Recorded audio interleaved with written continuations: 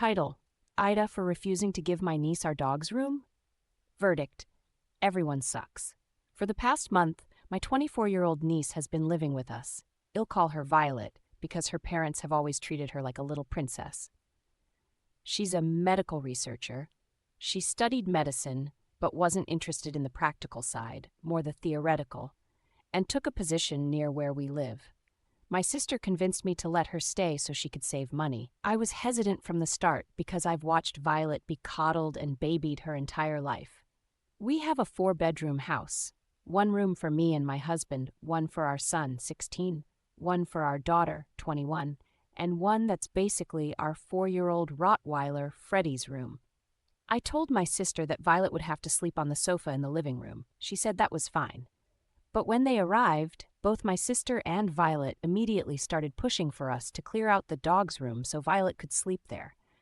Violet even said it would be fine to make Freddie sleep outside because it's just a dog. It's getting a lot colder now, and I would never make Freddie sleep outside. I told Violet that the sofa was where she'd be sleeping. Take it or leave it. She's been sulking ever since, going on about how we think a dog is more important than she is. And honestly, having her here has been exactly the headache I was afraid it would be. She goes out clubbing and partying a lot and makes no effort to keep the noise down when she comes home in the early hours. Since she arrived,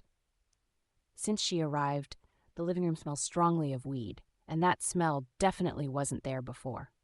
She's also rude to my kids. My daughter recently got engaged and we were all over the moon. Violet took one look at the ring and said that if her boyfriend had given her a cheap ring like that, she wouldn't even get out of bed for the wedding. My daughter ended up in tears. My husband and I both spoke to Violet about how hurtful that was, and Violet's response was to cry and call my sister, saying we were being mean to her. I had another phone call with my sister today, and she again tried to convince me to put Violet in the dog's room. I made it clear that wasn't happening. My sister got upset and said it was nasty to value a pet over family. I told her that Violet was on thin ice and that I wasn't going to tolerate her behavior much longer. My sister was very offended and said we should be happy to have Violet there. I'm sorry, but how am I supposed to be happy to have a spoiled, overgrown child in my home who keeps trying to kick my dog out of his room? A lot of people would probably assume I never liked Violet, but that's not it. I was apprehensive because I've known her since she was born. I've seen her tantrums, and I've watched her parents give in to her over and over, even as an adult. I knew we weren't going to cater to her demands the way they do, and I worried how that would go. When she was a teenager, she used to pick on both my kids. There was a period a few years ago when my daughter refused to visit my sister's house because Violet constantly bullied her, so I already knew what she was capable of. As for Freddie's room, there isn't any furniture in there that a 24-year-old woman could comfortably sleep on. It's basically a spare room where Freddie's bed, toys, and crate are kept. We weren't going to go out and buy a bed and furniture for Violet when we didn't even know how long she'd be staying. The sofa was the reasonable option. And I wasn't trying to make her uncomfortable. We genuinely tried to make her feel welcome. We gave her as much space as she wanted, and would leave the living room whenever she needed privacy. We fed her, and even though she brought more than enough clothes, I went shopping with her and paid out of my own pocket.